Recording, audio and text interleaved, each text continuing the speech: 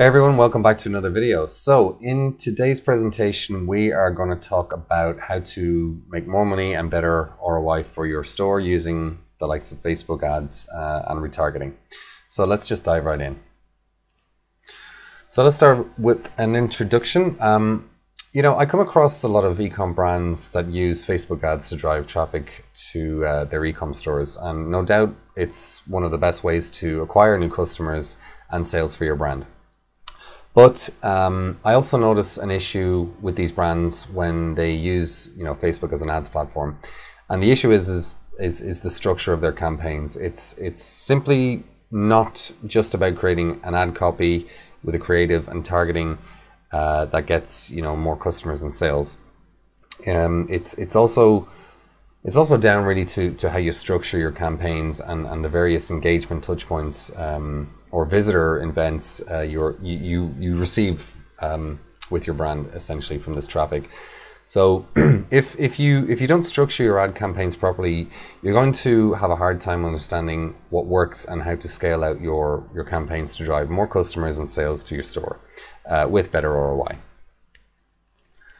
So today I want to briefly break down how you should be structuring your campaigns on the Facebook ads account. So this is how we at Byrne Media do it, and it's how we kind of consistently get results for our clients.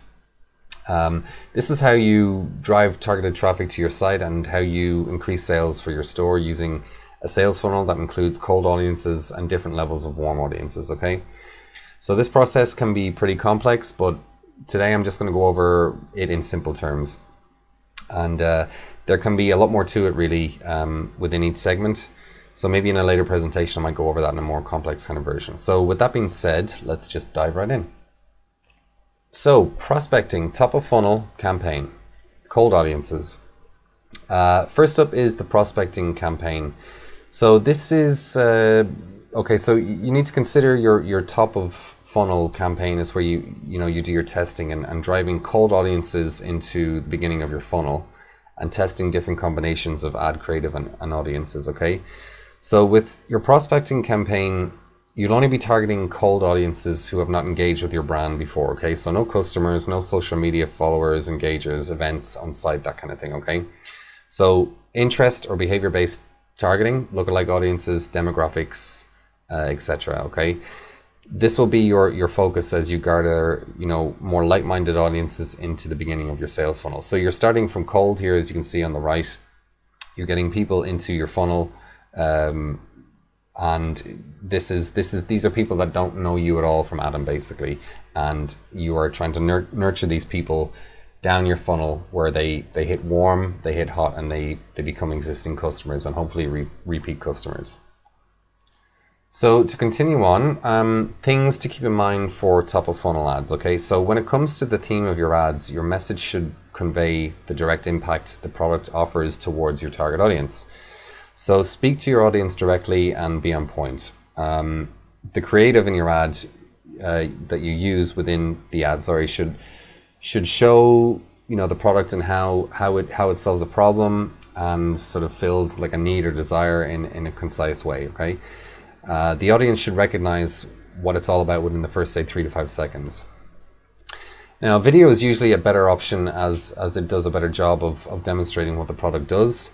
So from solving your target audience's problem, and a really good eye-catching, attention-grabbing ad will do wonders to engage your target audience to stop scrolling on the newsfeed on Facebook or Instagram, for example, and pay attention to what you have to offer.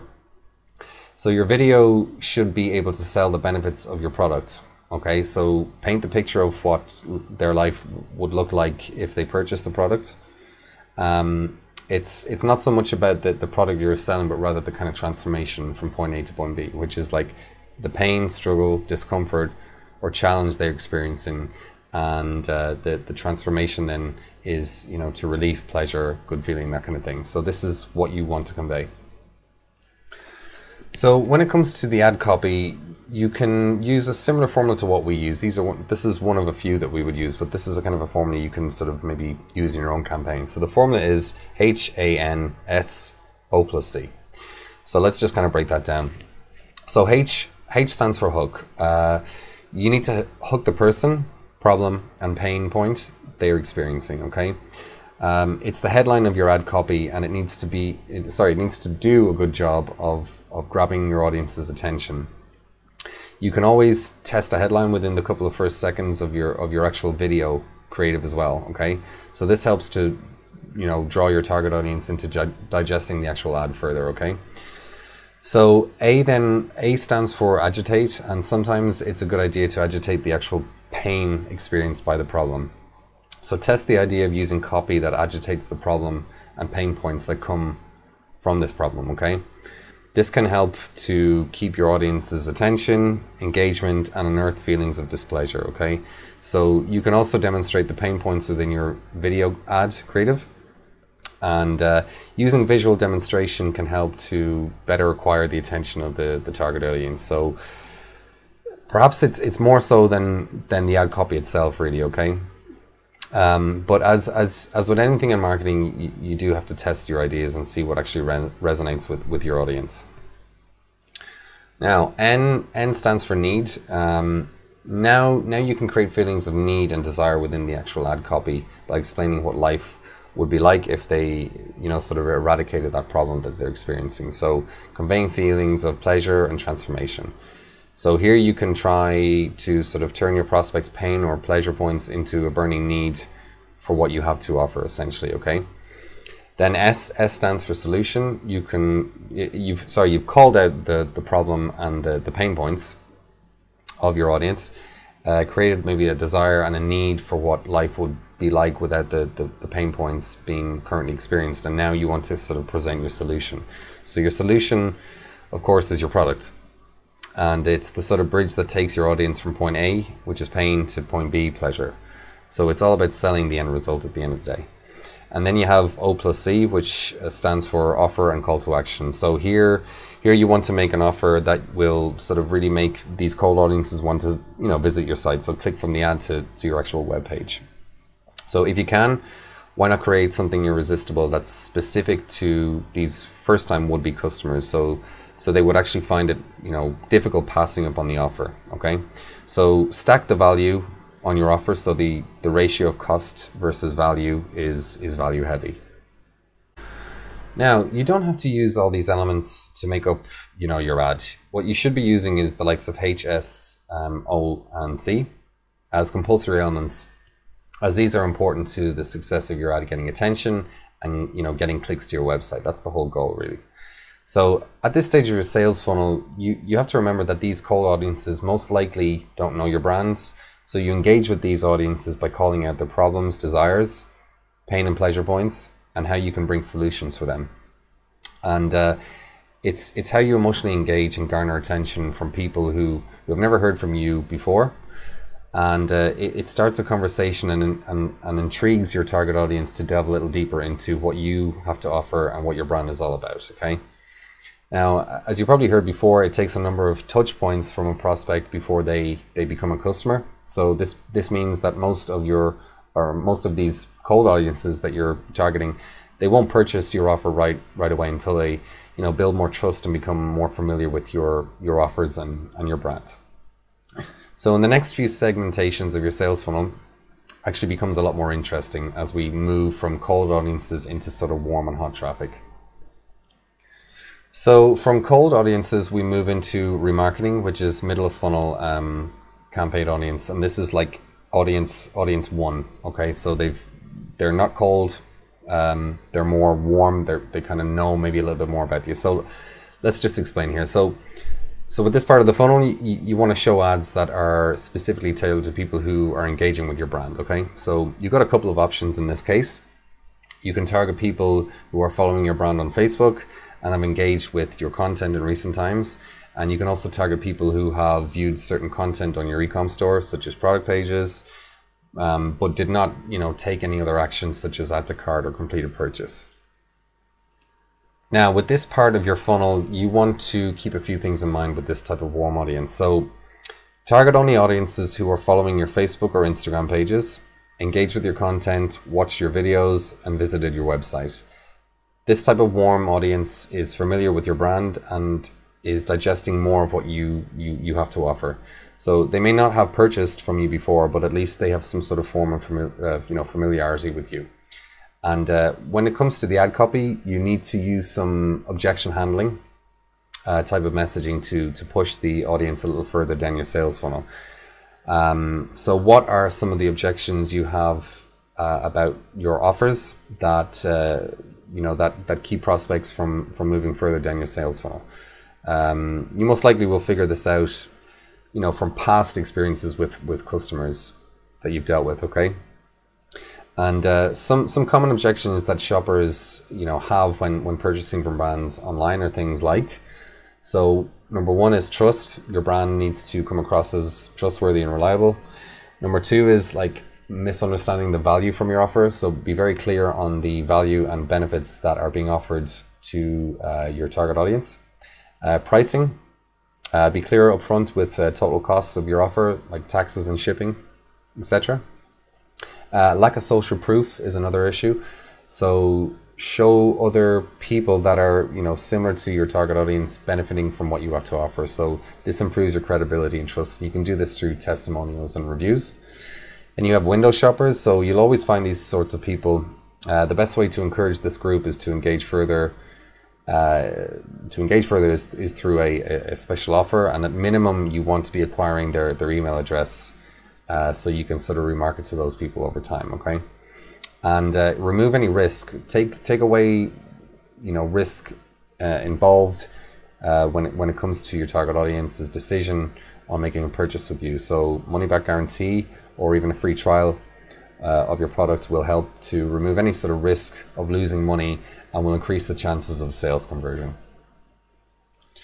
So now moving further into the sales funnel, so remarketing again, but this is the middle funnel, and it's kind of campaign audience 2, which are the audiences that are more familiar with you, and they're more likely to sort of purchase with you, right? So this this is the audience that has built up enough trust and a liking for you, that they've moved further down the sales funnel and have actually added an item or items to the shopping cart, but they haven't actually completed a purchase yet. Okay, so this type of audience is one of the most fun to work with because they're close to completing their purchase with your brand, and it's up to you to guide them further with completing their purchase. So things to consider when working with this hot audience, as I call them. Okay, so obviously you want to target that segment of your audience who have added to cart but haven't purchased from your brand yet. Okay, so this segment of audience is also referred to as shopping cart abandonment. Okay, and to entice this segment